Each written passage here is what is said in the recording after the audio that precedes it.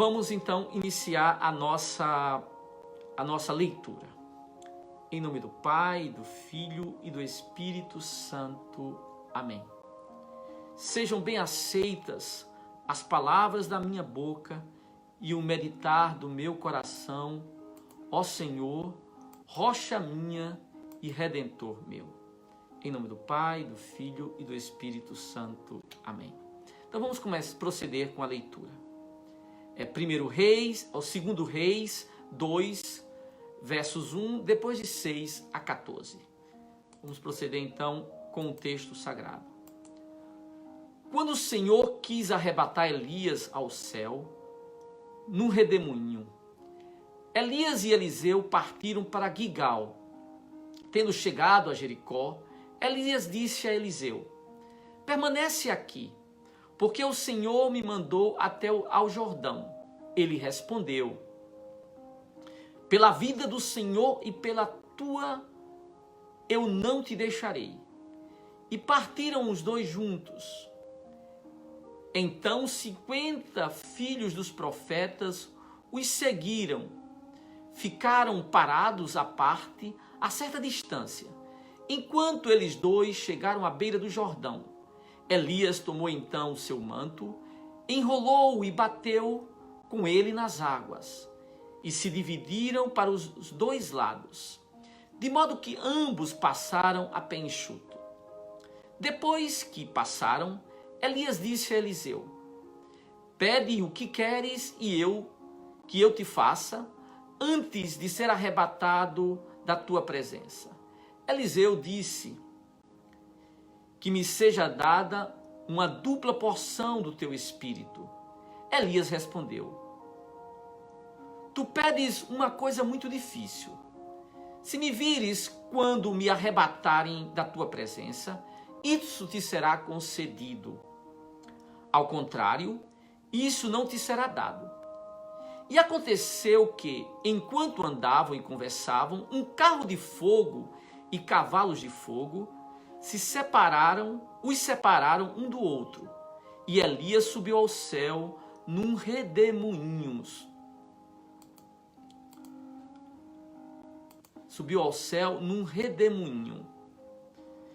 Eliseu o via e gritava: meu pai, carro de Israel e seu condutor. Depois não o viu mais. E tomando as vestes dele, rasgou-as em duas partes. Rasgou-a em duas. Em seguida, apanhou o manto que Elias tinha deixado cair. E, voltando sobre seus passos, estancou a margem do Jordão. Tomou então o manto de Elias e bateu com ele nas águas, dizendo: onde está agora o Deus de Elias? E bateu nas águas, que se dividiram para os dois lados, e Eliseu atravessou o rio. Palavra do Senhor. Graças a Deus. Amados irmãos e irmãs, vamos agora, neste momento, iniciar a nossa reflexão sobre esta perícope que foi proclamada.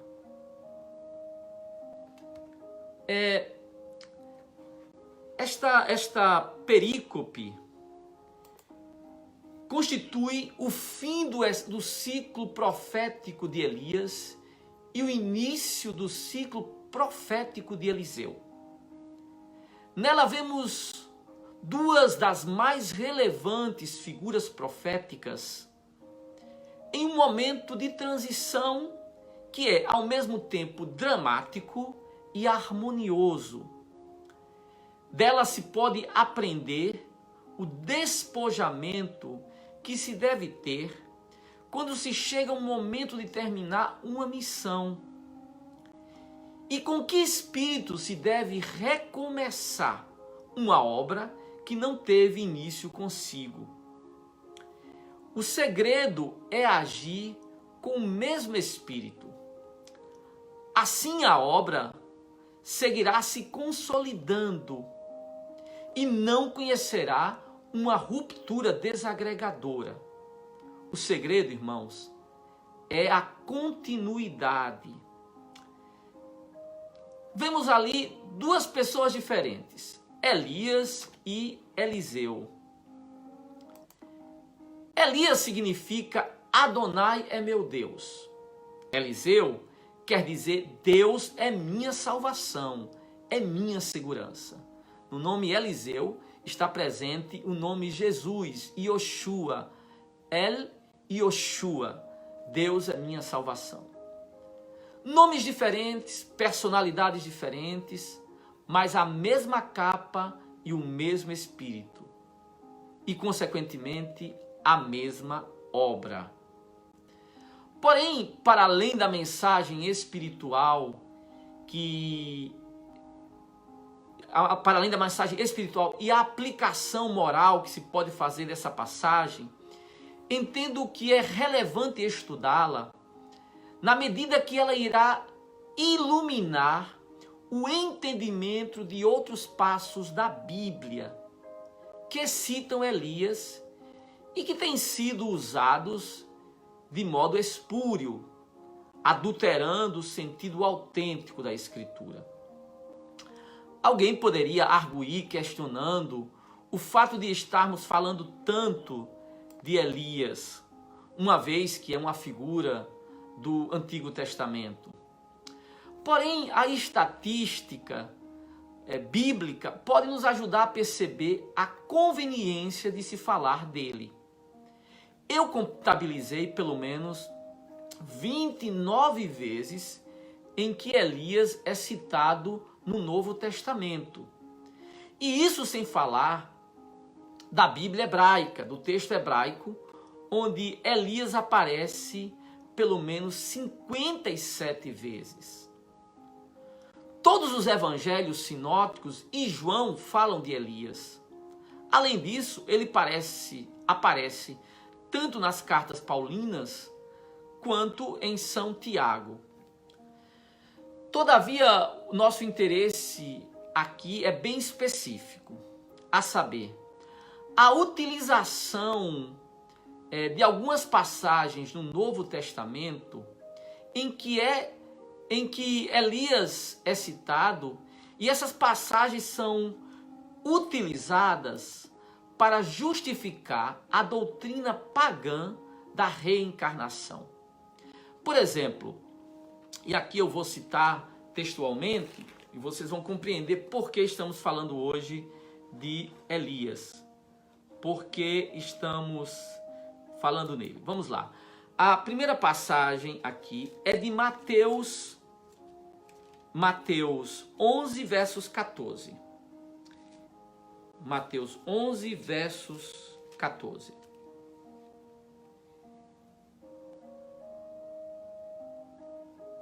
Jesus, falando de João Batista, fez a seguinte declaração, que está lá em Mateus 11, 14. Ele é o Elias que devia vir. E respondendo a uma dúvida teológica dos discípulos, Jesus declara lá em Mateus 17, 12, Elias já veio, mas não o reconheceram. Isso também está em Marcos 9, 13. Ainda em Mateus 17, 13, os discípulos concluíram. Jesus se referia a João Batista quando disse, ele é o Elias que deveria vir. Essa foi a conclusão que os discípulos tiveram daquela declaração de Jesus que disse que Elias já veio. Já veio. Muito bem, alguns grupos espíritas abordam muitos católicos mostrando essas passagens das Escrituras como uma prova cabal da verdade da reencarnação e de que a Escritura dá suporte a esta doutrina.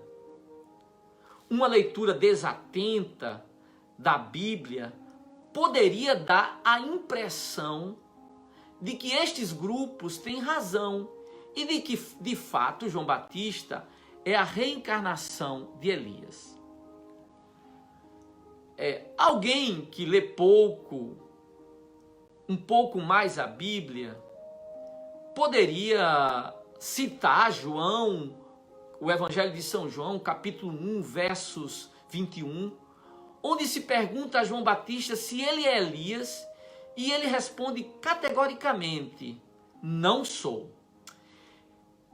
Esses grupos que defendem a reencarnação, diante dessa afirmação de João Batista, que diz que não é Elias, né, eles respondem, eles explicam essa negativa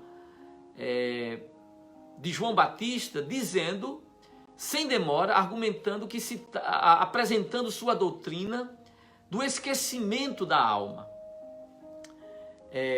Na verdade, a questão é que o fato de cairmos nesse tipo de argumentação, o fato de que muitos católicos caiam nessa argumentação desses grupos reencarnacionistas, é um indicativo de que temos pouco ou nenhuma cultura bíblica. Ou seja, de que ignoramos as Escrituras. Quer dizer, o fato de que muitos espíritas convençam os católicos com essas citações não indicam que os espíritas têm razão, mas indicam que tanto esses espíritas que citam, como os católicos que ouvem, lhes falta o verdadeiro conhecimento bíblico.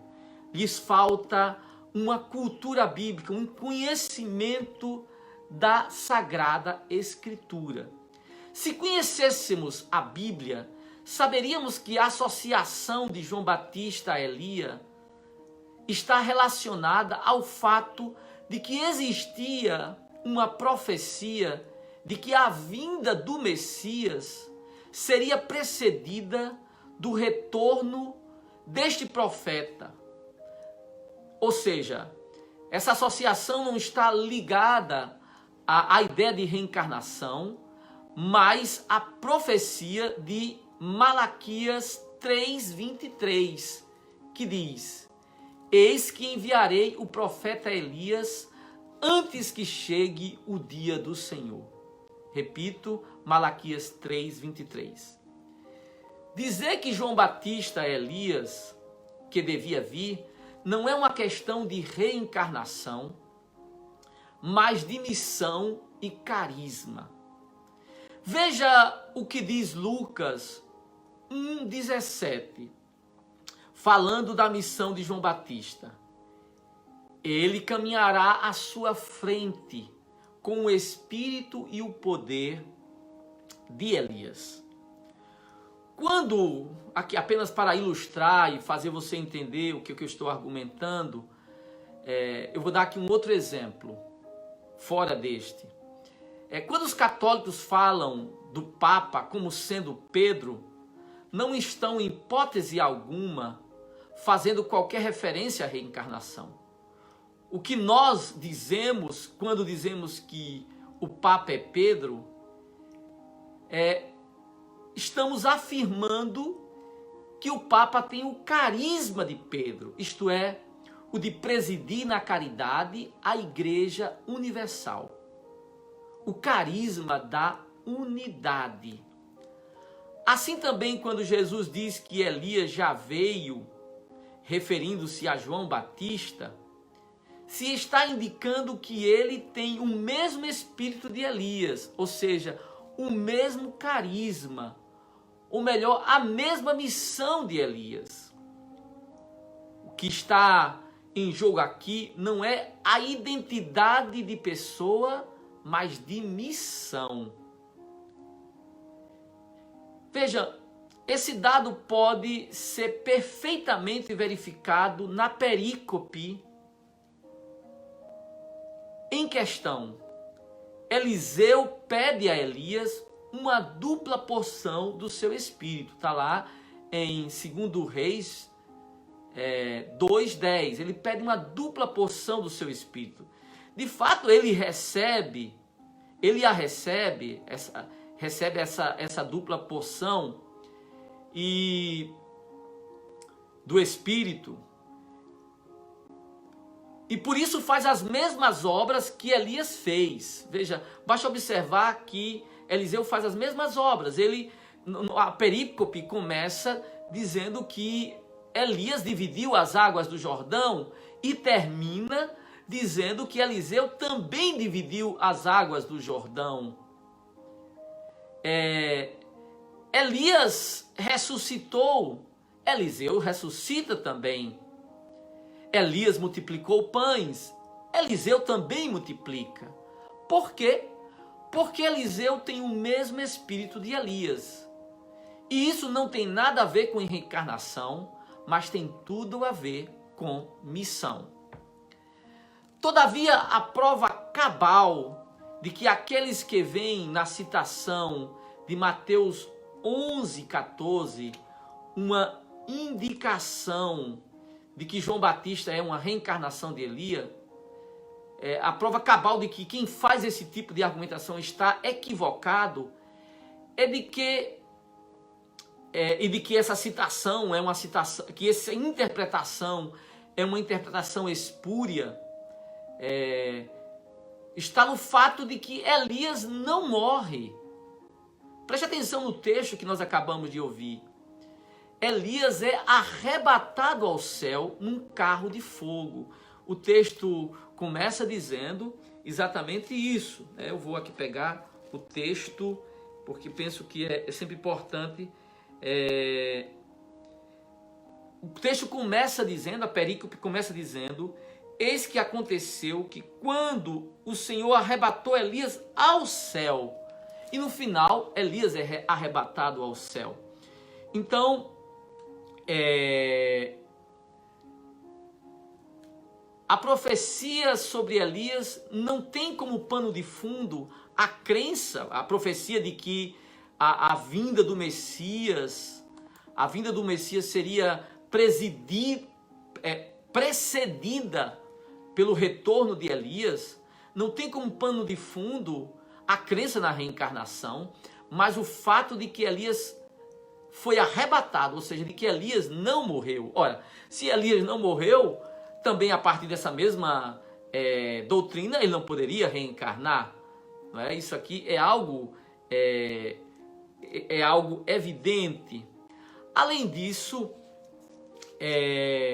a própria Escritura fala de outros personagens que viveram essa experiência, Elias e Enoque. Se você pega Gênesis 5:24, nos diz que Enoque andou com Deus e depois desapareceu, pois Deus o arrebatou. Segundo a Bíblia, existem 2 homens que não morreram, mas foram arrebatados ao céu. Foram arrebatados ao céu. Como isso é possível? A resposta é simples. O poder soberano de Deus. Ele pode fazer exceções. E de fato, Deus tem, na obra de Deus existem algumas exceções. Por exemplo, nós católicos cremos em uma exceção, a regra. Romanos 3:23 diz que todos pecaram e privados estão da glória de Deus. Todavia, nós católicos cremos que a essa regra de que todos são pecadores, existe uma exceção. Qual é? A Imaculada Conceição de Maria. Ou seja, a regra de que todos são pecadores, nós católicos cremos que Maria é sempre, toda santa, é panhagia, é a Imaculada, não tem pecado. Ou seja, nós baseamos a nossa fé no poder onipotente de Deus, no poder soberano de Deus, que pode fazer todas as coisas. Eu encerro essa meditação dizendo que a doutrina da reencarnação definitivamente não é evangélica e não tem base na Sagrada Escritura, Ou seja, a ideia de que um homem tem múltiplas existências, e a Bíblia não está dizendo isso quando fala que João Batista é o Elias. A Bíblia está nos dizendo que Elias, aliás, que João Batista teve a missão de Elias, como o Papa Francisco tem a missão de Pedro, a de presidir a Igreja de Cristo. Ou seja, é um mesmo Espírito, uma mesma missão, um mesmo carisma. É isso que está dizendo as Escrituras. E nós podemos mostrar isso, mostrando que, segundo a Bíblia, Elias não morreu, foi arrebatado ao céu. É isso que você precisa entender quando lê essa passagem. Porém, se ainda resta alguma dúvida em sua mente, leia Hebreus 9:27. Se ainda resta alguma dúvida sobre a doutrina da reencarnação, leia Hebreus 9:27, que diz: está determinado que o homem morra uma só vez e em seguida segue-se o juízo. O homem deve morrer. Por que a Bíblia diz que o homem só deve morrer uma vez? Porque, segundo a Bíblia, ele pode morrer uma segunda. Ou seja, assim como a morte é a separação entre o corpo e a alma, a primeira morte, a segunda morte é a separação da alma de Deus, o inferno. Mas nós só temos que morrer uma única vez. Essa é a doutrina bíblica. Espero sinceramente que essa explicação possa ajudá-lo a crescer na fé e a se imunizar contra aqueles que difundem doutrinas equivocadas. Louvado seja nosso Senhor Jesus Cristo.